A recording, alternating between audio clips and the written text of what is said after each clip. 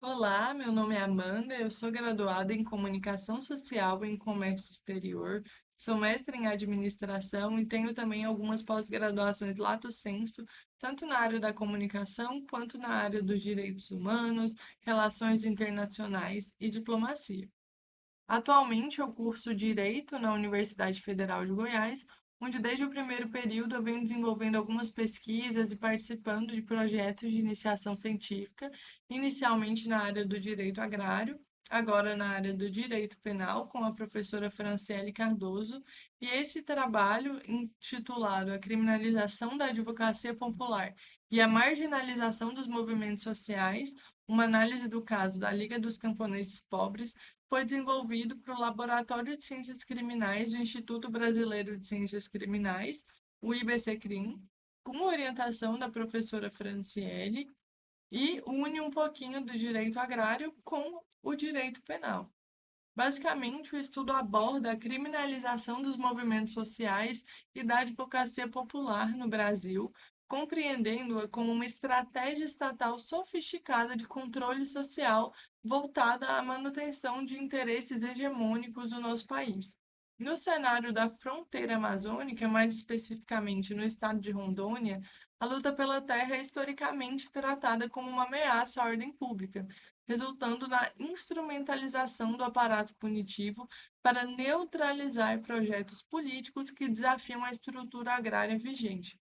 Então, a Liga dos Camponeses Pobres, ela tem uma atuação muito forte no estado de Rondônia, e é uma liga que basicamente os camponeses, as pessoas, se uniram para reivindicar pedaços de terra que não estavam sendo utilizados, que não tinham um retorno social, para que pudessem usar como moradia, trabalho e, claro, alimentação gerada pela plantação e criação de animais nesses espaços.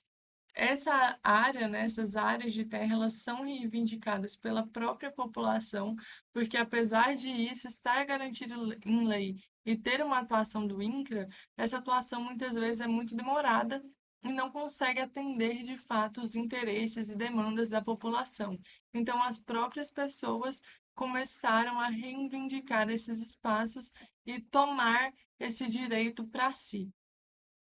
O objetivo é investigar o fenômeno da persecução penal contínua contra a Liga dos Camponeses Pobres e a sua defesa técnica, analisando os elementos de repressão presentes entre a Operação Canaã, 2020, e a recente Operação Godos, em 2025. Apesar de eu ter delimitado essas duas operações, a Liga dos Camponeses Pobres vem sofrendo essa perseguição há muito mais tempo. E desde antes da sua fundação também já havia uma perseguição muito grande com a população que atua ali com causas sociais, movimentos sociais e na luta pela terra na região, inclusive conflitos armados que resultaram em vítimas, né, tanto de agressão quanto mortes violentas causadas em conflitos com a polícia e recentemente uma perseguição contra a advogada popular que atua na defesa da Liga dos Camponeses Pobres, que é a Lenir Correia, que foi acusada de liderar uma organização criminosa. Então, o movimento social foi visto como uma organização criminosa e a sua advogada foi criminalizada pela sua atuação na defesa do movimento. A metodologia adota uma abordagem qualitativa, fundamentada em revisão bibliográfica de pesquisas, artigos, dissertações e análise documental. A fundamentação teórica articula conceitos de controle social, o uso de tipos penais complexos e o papel da mídia na construção do inimigo interno, com a análise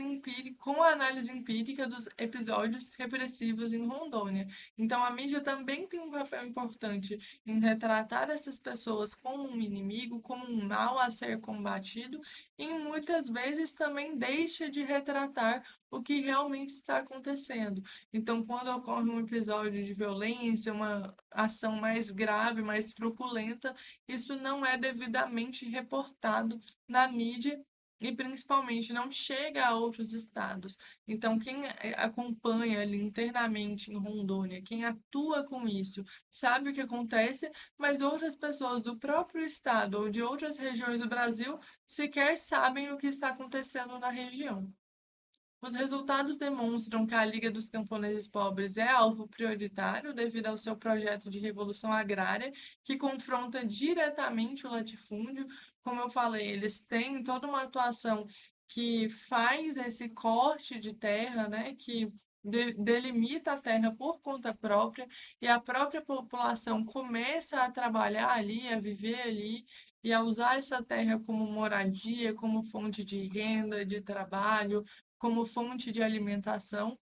e o sistema penal utiliza a lei de organizações criminosas para descaracterizar a natureza política do movimento, que é um movimento social, transformando os atos de resistência em meros crimes comuns. E destaca-se a perseguição à advogada popular Lenir Correia, que é uma pessoa já de idade e cujas prerrogativas profissionais são sistematicamente violadas, como uma tática de lawfare para isolar juridicamente o movimento e intimidar a advocacia popular. Então, utilizam a lei para criminalizar o trabalho da advogada, tratando-a como uma liderança de uma organização criminosa. Ela foi, inclusive, presa pela sua atuação. E o caso foi abafado na mídia no geral, não foi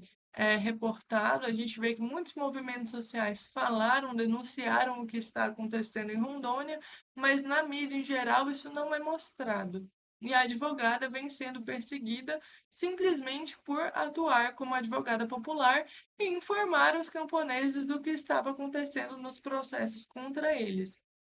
Conclui-se que a reiteração de prisões arbitrárias e a violência letal estatal configuram uma manifestação de direito penal do inimigo. A gente tem situações em que houve confronto direto da polícia com os camponeses, com agressões, com violência letal, né,